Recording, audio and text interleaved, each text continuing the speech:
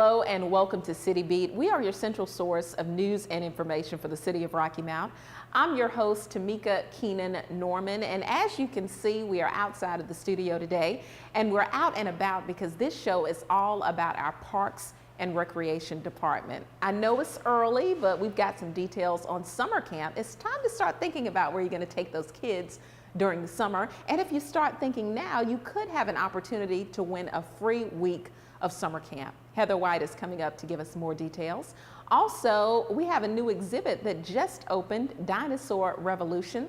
Leigh White is going to come on to tell us more about that. And finally, Tracy Grosner in the Arts Education Building has details on upcoming spring arts programming. We have a lot going on in the city of Rocky Mount, and if you want the 411, stay tuned because more is coming up next. Hey, you. Yeah, you. Getting that college education. What are you gonna do? Graduate and take some office job? Be like everybody else? Or will you dare do something different? Like, be a teacher. You could be my teacher. You got the skills, the smarts. Yes, you. You could be the teacher I never forget. That would be cool. Does that corporate job even have recess? What are you gonna make of yourself? What are you gonna make of me?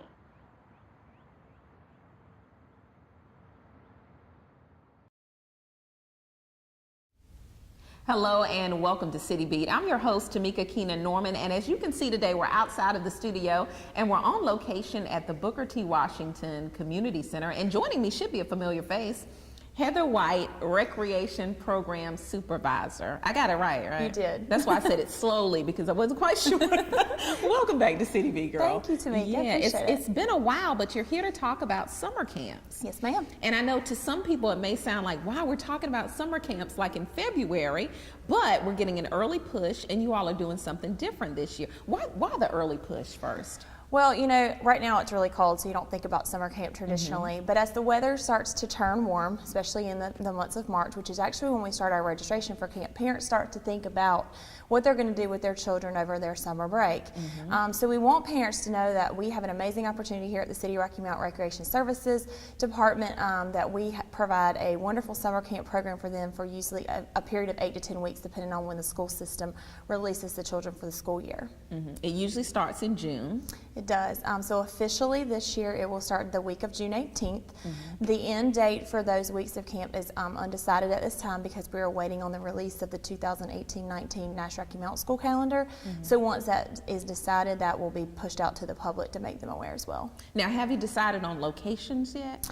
Yes, so we will be serving a location actually here at the Booker T. Washington Community Center for our older children. We'll have a location at Winston Elementary, Inglewood Elementary, and Williford Elementary. Okay, and what's the age range? Remind me. The younger kids are ages 5 to 8, and then our older children we serve are 9 to 12. All right. Soon my son will be old enough to come here. He's 3 now. Okay. Yeah. He'll be 5 before we can Yeah. Yes, he will. Now, one interesting thing that you have going on, which I thought was really cool, is you have a Facebook contest. Folks could have an opportunity to win a free week of summer camp. Tell me a little bit about that. Yes, that's very untraditional, not something we normally do, but we have recently created a Recreation Services Facebook page to increase the awareness in the community of the programs and offerings for BTW Community Center as well as South Rocky Mount Community Center. And so in that, we thought, well, in order to publicize the new Recreation Services Facebook page as well as to introduce summer camps and get parents' minds thinking about what they would like to do with their children this summer, we would create a contest through Facebook. So basically, if you go and you like our Recreation Services page, you share the page, and you also comment on the original post of something you would like for us as community centers to offer to the public, your name will go into a drawing to win a random week of summer camp. And with that, a little bit more of the detail is that contest will end once we hit 200 shares or at March 31st. And people have been offering ideas about what they would like offered here in summer camp. What are some of the ideas that folks have said they would love to see here? Yeah, we've actually had a lot of response from that, and the main things that I'm seeing right now is things like art classes, cooking, more STEM projects. We've had some requests for some coding and some preschool programs. And the unique thing about that is a lot of these things we already do offer, so we would like to see that expansion and that knowledge reach the community so that they know we're already offering some of these things, but we can expand those opportunities as well. I couldn't. I'll tell the audience right now, I could use some cooking techniques myself. Well, come on out to BTW. Bad. You know, my son, when I cook for him, some days he's like, ew, that's nasty. He'll tell me. Like, child.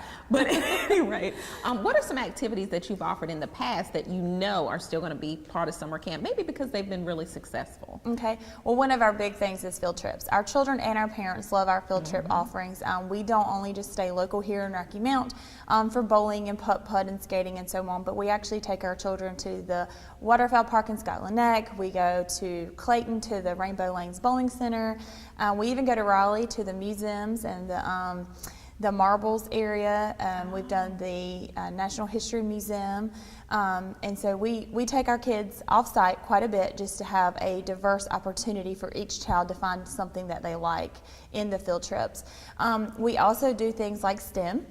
We did birds and bugs last year, so hoping to offer some butterflies and some other things this summer. We've done cooking, so we even introduced our children to cooking, and they seem to really enjoy that. The feedback from parents was really good. And then we have your traditional PE, your arts, crafts, and humanities and such while we're here at the locations. Yeah, and for folks who don't know, that STEM, science, technology, engineering, mathematics, and I think lately they've added an A for arts. Yes, so I don't know, is it called STEAM now? Yes, it's STEAM now. All right, but it takes a while to register because we've been calling it STEM for so long. Yeah. So we're looking forward to summer camps. You were talking about the Recreation Services page a while back. So tell me a little bit more about what you can find on that page other than this contest. Okay, so basically because the page is new, again, we just want to increase the awareness to the community. So it has a bunch of different variety of activities and programs, special events that are offered between BTW Community Center and South Rocky Mount Community Center. It also has things like inclement weather delays as posted by the City of Rocky Mount as it may relate to us as a whole or at the centers individually. There's a lot of variety of other community events that are offered through the City of Rocky Mount. So if athletics or the Imperial Center is offering something, we try to go ahead and provide that information to the community as well. And one of the key things right now is to make sure you just stay tuned again for the program aspect, because being that we are receiving this input data from the community about things they'd like to see, we want to make sure people are aware, so if they stay tuned to our Facebook page, they might can see those events and those programs that are being offered. And the interesting thing, we're here today, and you know this is a pre-recorded show, but we're here late January and we're in front of these notebooks and all this good stuff. What's going on here at the BTW? I know it's not a part of summer camp, but what is this about? No, so this is kind of like a traditional setup though for summer camp, but right now we're actually hosting our after school groups here every day.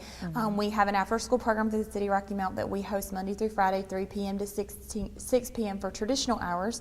And then we also provide early release daycare, which we have this past Monday actually, and then we are providing all day care. And that's something new to the City of Rocky Mount over the last couple of years. So anytime the children are out for teacher work days or a holiday that if the city is not observing it, or if they just have like their spring break week, 2 weeks at Christmas break, we also serve our children from 7:30 a.m. to 6 p.m. at no additional cost to our parents. Wow, what that a perk, is huh? yes, it is. And speaking of times, I don't think we talked about, do you know the times yet for your summer camp program? Yes, so the times for the program are 7:30 a.m. to 6 p.m. at all site locations. Wow, that's a good time. Yeah, folks have to get to work early, so that's very convenient. Yes. Anything we missed, Heather? I don't think so. We're just excited about the opportunities and the events that we have coming up within our community centers as well as throughout the citywide. So we appreciate the exposure today, and we're excited about great things in the future. Yeah, I also have to acknowledge Janie, because she's here. I think she's on your staff as well. She is. And what is her title?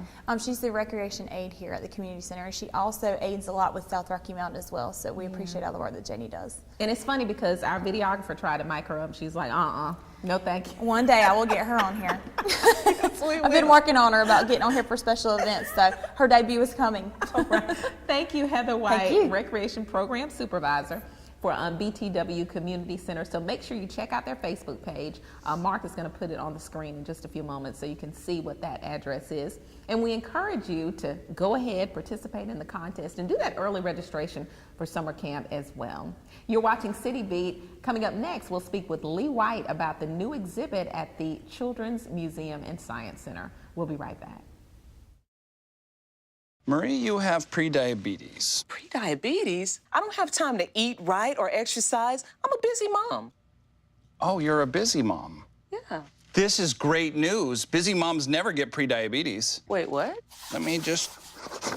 Yeah, this is all the people at risk for prediabetes, and way over here, busy moms. No?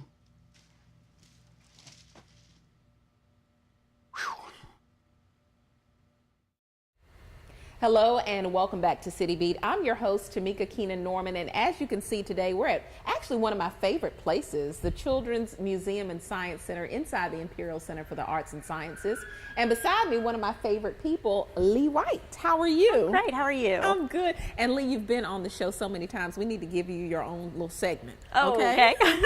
Tell folks again what you do here at the Children's Museum. The Children's Museum's curator of education, so programs and activities and events. All right, and so right now you recently opened the new exhibit, Dinosaur Revolution. Yes. Tell me a little bit about what visitors can expect when they come to this exhibit. This is a really different exhibit for us. The subject matter is obviously very science, but the exhibit itself is actually a maze.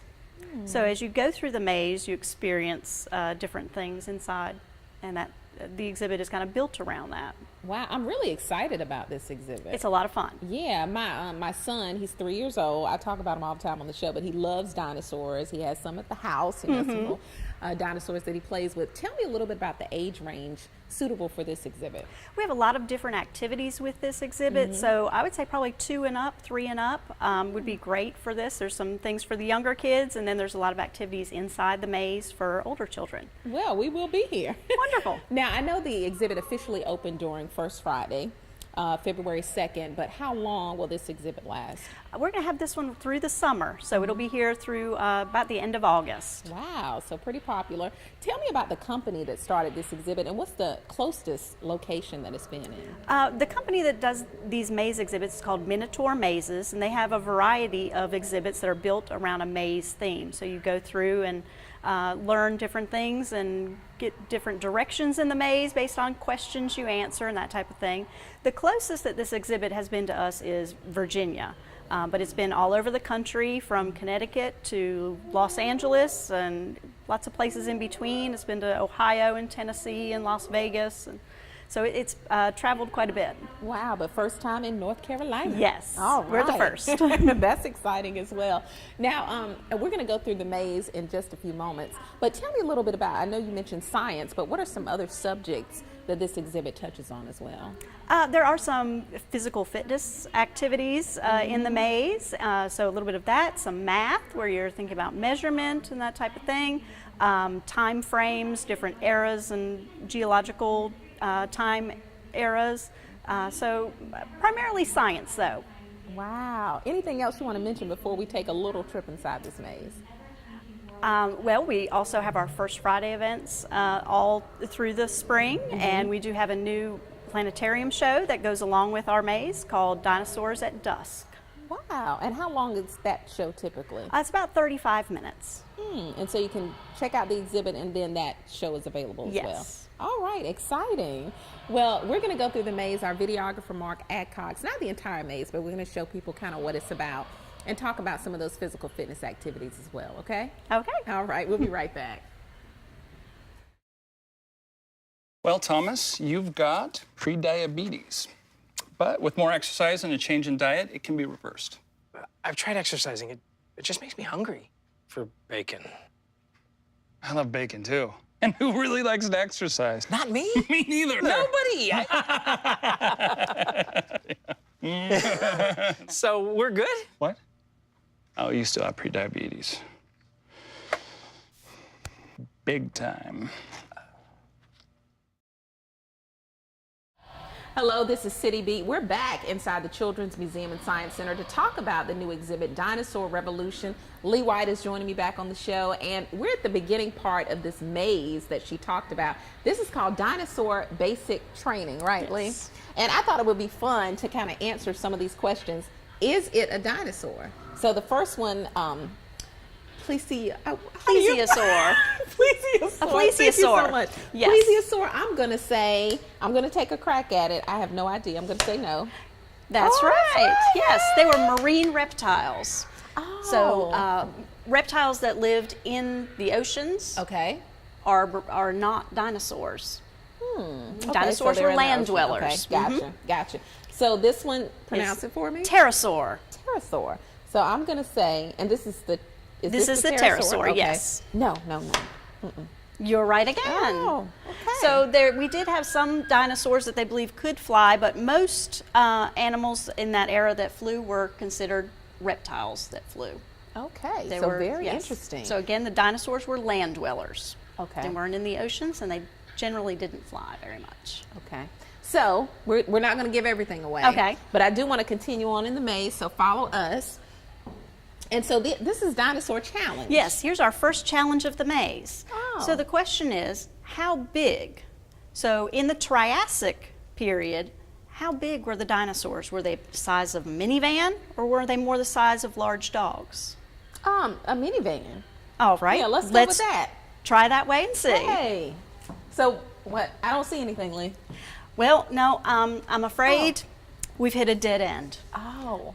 So that was not the correct answer. We'll have to go back and we'll see that the Triassic period dinosaurs were much smaller than what most people think of dinosaurs. They were actually the size of a big dog. Wow, just call me out, Leigh. I guess I'm just wrong, Leigh. But We'll go this way in the maze. okay. And we see that you were right. The average Triassic dinosaur was about the size of a big dog. So Triassic was one of the first periods of dinosaurs, and during that time, dinosaurs were much smaller.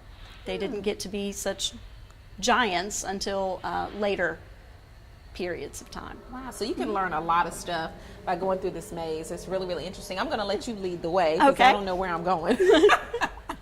Now, a lot of this information, did you know already, or you learned a lot through this exhibit? I think there's a lot to learn in this exhibit. It has a lot of your popular dinosaurs, but it does get some information about some of your dinosaurs that you don't really hear as much about. So there really is a lot to learn for everyone. Yeah, definitely for me, as you can see. But you said there was a lot of physical fitness as a part of this exhibit too. Tell me a little bit about some of the physical fitness activities. Well, we do have an area where you need to do some push-ups. So you can learn about the joints and what the difference is between reptiles and dinosaurs. And it has to do with how they stand and their joint formation. There's also a little bit where we talk about those flying reptiles versus flying dinosaurs, and can have some fun with that. So we've got a lot of different physical things. We also have an area where you can make dinosaur footprints. That's interesting. Yeah, so a lot of physical fitness activities, a lot of things for everybody to be a part of as a part of this exhibit. Definitely. So, thank you so much, Leigh, for joining us on the show today. I know I like to experiment with some of the things, but I'm not going to do any push-ups today. Okay? Me either, so that's fine. I'll leave that to some others.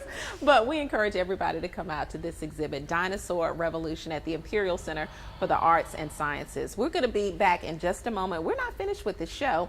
Tracy Grosner is coming up to talk about some of the spring programming at the Arts Education Building. This is City Beat. What to expect when you're expecting. Like here. A teenager. Today, I'm going to show you how to teen-proof your home. First step, hide the car keys. Preferably somewhere they would never look. Challenges will come up. Be ready for them. Hi, honey. Ready for the... Mom, you don't use mannequins in the mannequin challenge. You don't have to know it all to be a perfect parent. Thousands of teens in foster care will love you just the same. Hello and welcome back to City Beat. If you're just tuning into the show today, it's all about parks and recreation. Thanks so much to Heather White for joining us to talk about summer camps and how now you can possibly win a free week of summer camp. Thanks to Leigh White for talking about the recent exhibit at the Imperial Center, Dinosaur Revolution, so make sure to check that out. And now we're here with another familiar face, Tracy Grosner, Arts Education Manager at the Arts Education Building, which is also a part of the Imperial Center. So thanks, Tracy, for being a part of the show. Oh, thank you so much for coming down to me. Yeah, I think this is the third time that you're on City Beat. How long have you been with the city now? Oh, it's almost been, I think we're at 1.5 years. We're cruising into year 2. So You go, girl. Yes. Yes. How's everything going so far, Tracy? Oh, it's fantastic. We've had a lot of wonderful successes and programs this past fall, and I think that our students and participants and all the families that we worked with have really enjoyed creating art with us. Wow, and we're getting ready to go into another spring programming series. What's the theme this year? What's it all about this year? So this year we're really thinking about making art, and that is anything from acting classes to drop-in family workshops, to music programs, to more of our traditional studio programs as well. So the huge, large gamut of what arts can mean. Wow, I must come because I was a speech theater major. Okay. Please do. Yes. Tracy actually sent me a 7-page list of things that you have going on here, and I was like, wow, nobody can say that there's nothing going on in Rocky Mount because we've got lots going on. Oh, yes. One of the things that I thought was interesting, and this is your first year doing it, I think, is Family Sundays. Tell me a little bit about that. So here at the Imperial Center, we always work together and collaborate as a team. And this season, I'm collaborating with our curator and our art gallery to think about how we can engage our visitors and our families that come in on Sundays. So from 2 to 4, starting in March, on March 4th, we will have activities, we will have art making activities as well as sketching and self-guided tour opportunities for anyone that comes in the door, our families and individuals. So that starts in March. When will that end? It will go through May, and it'll be every other Sunday from 2 to 4. Wow. The other interesting thing, you hear about organizations doing these all the time, Lunch and Learn series.